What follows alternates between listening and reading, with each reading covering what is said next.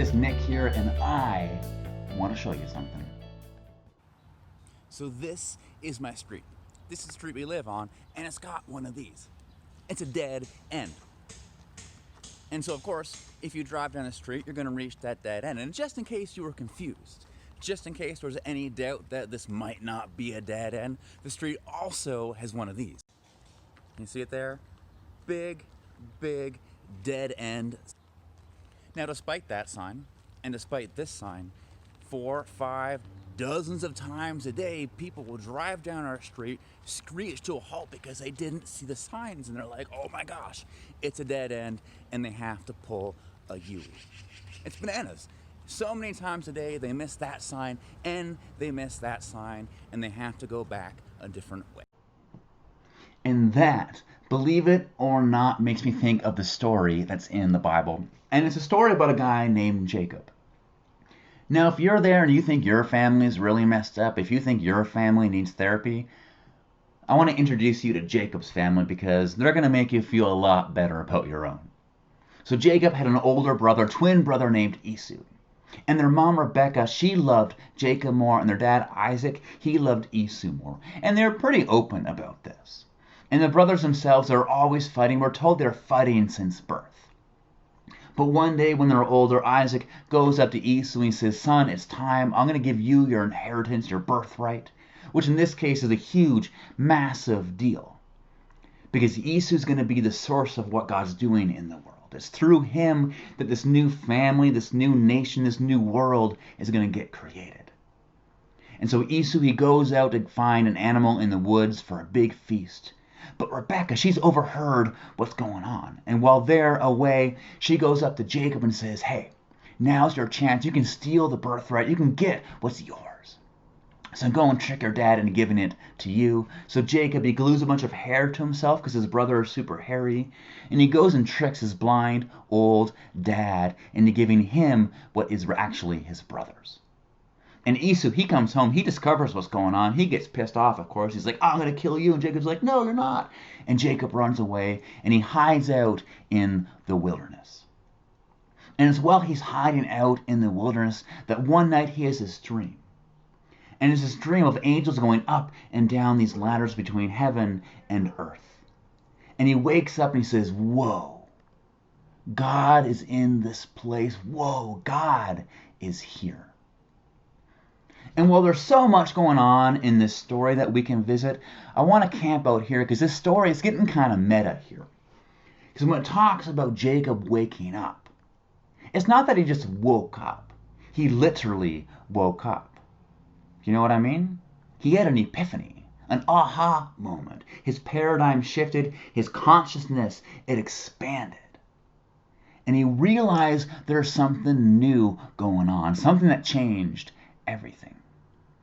And what he realized, what he woke up to, is this awareness that heaven and earth, the sacred and the secular, the holy and the profane, the divine and the human, it's actually all connected. He woke up to the truth that God, that source of our being, that spirit of life, that mystery underneath it all, that sacred energy that moves it all forward, that God is here.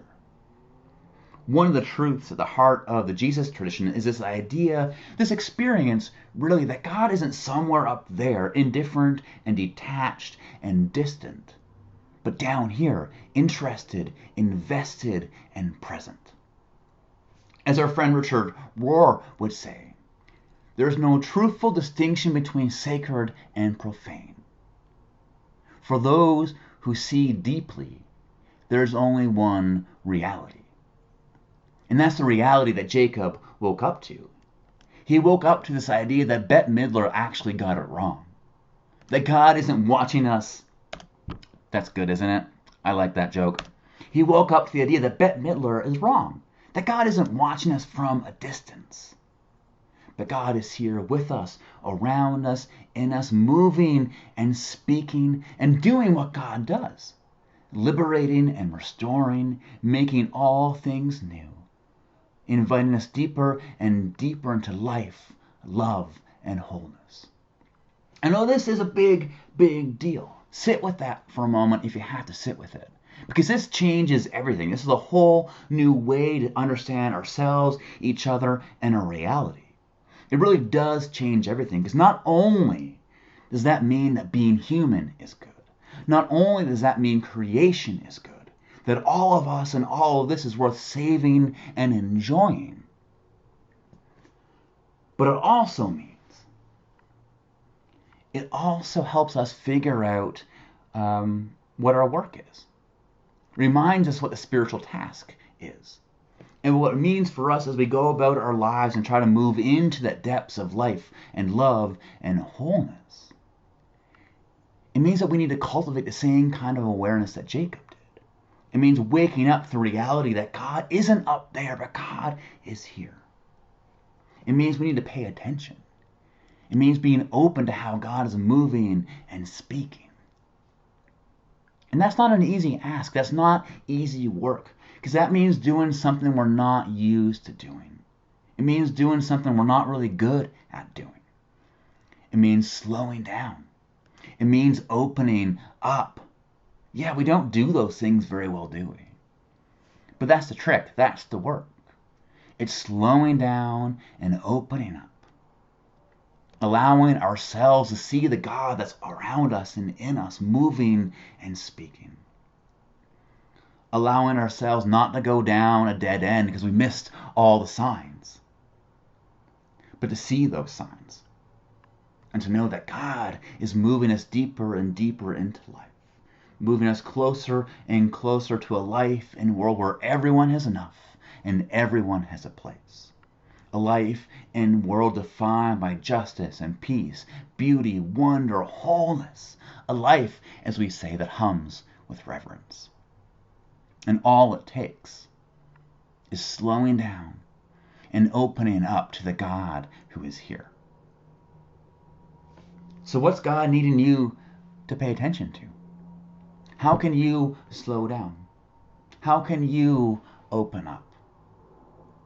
How can you go about your life knowing that God is here and doing what you can to see and feel their movements? So that's your work. That's a spiritual task. That's what we have to do as we try to become more and more human. Slow down, open up, because the truth is, the reality is that God isn't up there watching us from a distance. But God is here in us and around us, drawing us deeper and deeper into life, love, and wholeness. And all we have to do is notice it and go with the flow. So my friends, may you slow down, may you open up, and may grace and peace be with you.